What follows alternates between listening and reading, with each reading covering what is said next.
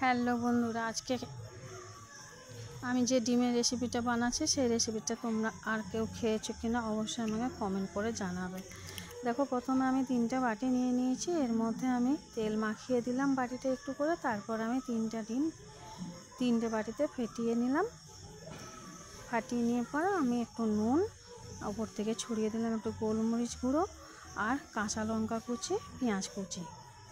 তো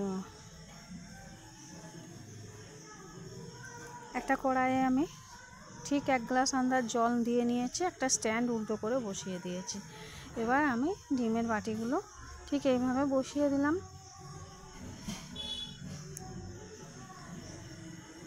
এবার আমি উপর থেকে একটা ঢাকা দিয়ে নিলাম।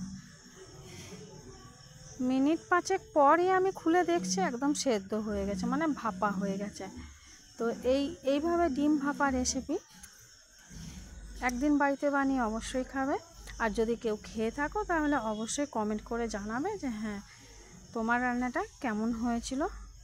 তো দেখো, আমি একটা চামচের পিছন দিকটা দিয়ে, মানে উল্টো দিকটা দিয়ে ছাড়িয়ে বাটি থেকে তুলে নিলাম।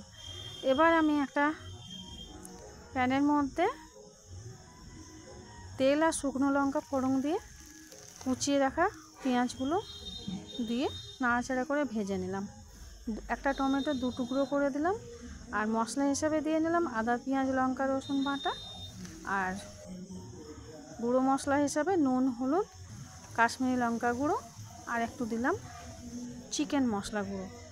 সবগুলো নাড়িয়ে নিয়ে ভেজে নেওয়ার পর তারপর দিয়ে নিলাম, দেখো আমি একটু চালমগজ বাটা, পোস্ত বাটা বেশ করে দিয়ে ভেজে নিলাম পুরো মশলাটা। টমেটোগুলো একটু চেপে চেপে গলিয়ে নিলাম। মশলাটা যখন তেল ছেড়ে দিল তখন আমি জল দিয়ে নিলাম। জল দেওয়ার পর দেখো 2টো চিড়ে রাখা কাঁচা লঙ্কা দিয়ে নিলাম আর দিয়ে নিলাম সেই ভাপিয়ে রাখা ডিমটা। এবার দেখো, ঢাকা দিয়ে একটু বেশ খানিকক্ষণ ফুটিয়ে নিলাম। তারপর ঢাকা খুলে তোমাদের দেখিয়ে দিচ্ছি কত লোভনীয় হয়েছে না বন্ধুরা দেখতে।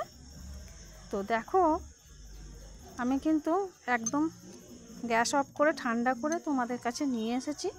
একটা বাটির মধ্যে তোমাদেরকে পরিবেশন করে দেখিয়ে দিচ্ছি। দেখো কি সুন্দর দেখতে লাগছে, খেতেও অপূর্ব হয়েছে বন্ধুরা। তুমি অবশ্যই যদি না বাড়িতে বানিয়ে থাকো অবশ্যই একদিন বাড়িতে বানিয়ে খাও। আর তোমারটা কেমন হয়েছে অবশ্যই জানাবে। লাইক, কমেন্ট, শেয়ার করতে ভুলো না। ভালো থেকো, সুস্থ থেকো। আর সাবস্ক্রাইব যদি না করে থাকো অবশ্যই সাবস্ক্রাইব করে আমার সঙ্গে থেকো, পাশে থেকো, ভালো থেকো। বাই।